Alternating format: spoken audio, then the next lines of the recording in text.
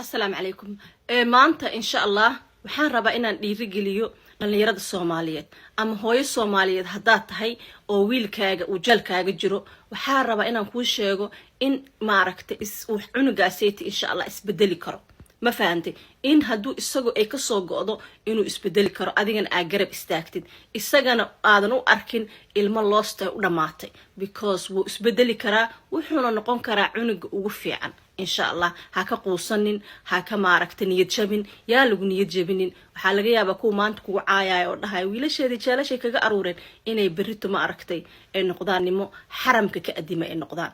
wama maaragtay culimo ay noqdaan ama professoriin ay noqdaan noloshooda aakhire iyo adduunba ay hagaajistaan marka insha Allah waxaan idin sheegayaa maanta aan ka sheekeyn doonaa wiilkan Greg Mathis la dhaho dhalinyarada haddaa oday Soomaaliyeed u soo qaado waxaa laga yaabaa they cannot maaragtay relate to him laakiin si qurbaha dhalinyarada joogto wiilkan Greg Mathis wuxuu ku dhashay wadankan cariga Mareykanka ah state la yiraahdo Michigan magaalo la yiraahdo Detroit wuxuu dhashay 1960gii wiilkan waxay ahaayeen waxa ka weyn 3 wiil 4 wiil ayay ahaayeen hooyo single mother ah ayaa laba shaqo uga shaqeynaysay oo ilmaheeda dhexda u xiratay oo habeen iyo maalin u taagneed de hooyo kasta waxay jeceshay ilmaheeda inay hormariso hooyada wanaagsan hooyada wanaagsan marka ciyaal wiilkan muxuu bilaabay kii ugu yaraayo ahaa aabana mar dambe isaga xataa sheekeynay wuxuu yiri I never met my father aabahay weligii maba aragba wuxuu ahaa wuxuu ku biiray gaanka streetka ku biiray ilmaha streetka ku biiro oo noocaas noqda gaanka ku biirana ama draaga gada ama maaragtay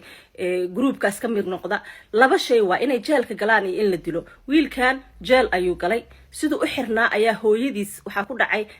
colon cancer wax la dhaho markaasay maaragtay warqad u qortay kuwa prisonka waxa loo sameeyay early release wax la dhaho waa loo soo daayay with condition waxaa lagu yiri waa lagu soo deynaya hooyada maadaama ay maaragtay ay cancer uu ku dhacay oo ma arkin waqtiga ugu dambeeyay ay ku jirto with condition laakiinse waa inaa shaqo bilowdaa waa inaa shaqaysaa waa inaa streetka amaan siisid yani waxaa lagu soo daba xiraaya wax la dhaho probation officer ma garatay oo adiga ku daba soconaya wiilkan wuxuu shaqo ka bilaabay McDonald's ogow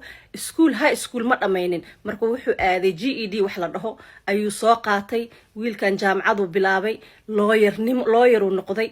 waa ninka TV-ga judge markii dambe waa kan xaakinka noqday 1999 ilaa 2017 halkaas uu straight xaakinka ahaa wiilkan hadda 2017kii waxaa la sheegay in uu